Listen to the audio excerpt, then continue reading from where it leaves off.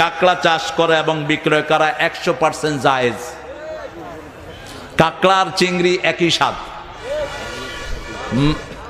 হ্যাঁ অবশ্যই, হ্যাঁ কাঁকড়া সারা আরব ওয়ার্ল্ডের সব আলেমরা খায়, কাবা শরীফের ইমামও খায় কাঁকড়া। কাঁকড়া না কুচ্চও খায়।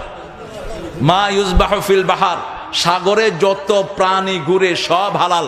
উহিল্লা লাকুম সাইদুল বাহার, তোমাদের জন্য সাগরের শিকারকে হালাল করে দিলাম।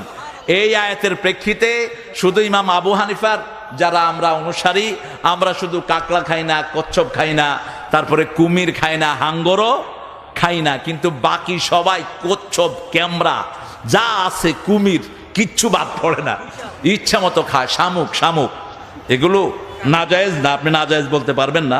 এগুলো সৈয়দুল ওই আয়াতের প্রেক্ষিতে হালাল করা হয়েছে।